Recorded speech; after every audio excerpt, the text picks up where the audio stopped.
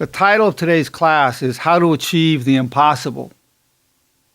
How to achieve the impossible. People have considered many things to be impossible over the course of history and over the course of their lives. We could look at some that were clearly proven to be wrong, where they said, this can't happen. In my youth, it was said it's impossible to run a mile in under 4 minutes. It was considered just physiologically, biologically impossible to do a 4-minute mile. And I remember when it happened. I think I was in junior high school. And then it's been broken many times since. But at one time it was thought to be impossible. Certainly, if you would have talked to people 60, 70 years ago, they would think it would be impossible to go to the moon, for us to go there and walk on the moon. In fact, some people don't even think it happened. They think it's a scam, but that we didn't make it to the moon. It was all, a scam of some kind. That's how impossible people thought it was.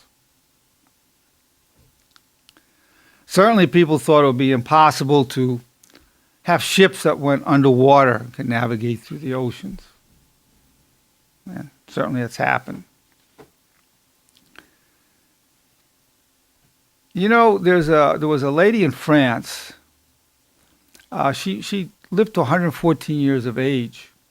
She began fencing, which is a very strenuous sport. Fencing. When she was 100, she took up fencing. And I think she died, it was maybe 15 years ago. You think, this is incredible. You say, well, this is incredible. You don't think it's impossible. You certainly think it's incredible. I saw a video of a young man, maybe 30 years old. He had no arms and no legs. He was born that way. He just had a little stub for arms, a little stub for legs. And you see videos of him horseback riding. You see him skiing, water skiing. And he was such an incredibly powerful speaker that you forgot he had no arms and no legs. I mean, just stubs. He did have some stubs. And then to demonstrate what the power of God has done in his life, he laid on the floor, God bless him, and just using the stubs of his arms and legs, he wiggled himself until he popped up and was standing on the stubs of his legs. It's incredible. So these are things that you would think would be impossible, and you look at it and go, it's incredible. Now, recently, Tiny Meeker, and you would think this would have been impossible. He took my power sugar, which I have a patent on. It's a blend of xylitol, D-ribose, and B12. You see him taking it right out of the bag. And then you see him bench press right before a large audience during a contest, 1,077 pounds. Now, nobody ever thought anybody could bench press over 1,000 pounds. And he would say he was juiced all right, but not on steroids. He was juiced on power sugar. So even with steroids, I mean, over 1,000 pounds would seem like an impossible feat. Anybody who's done bench pressing will say it's impossible. 10 years ago, anybody who was a weightlifter, anybody who's ever done bench pressing in their life, say it's not humanly possible to do 1,000 pounds.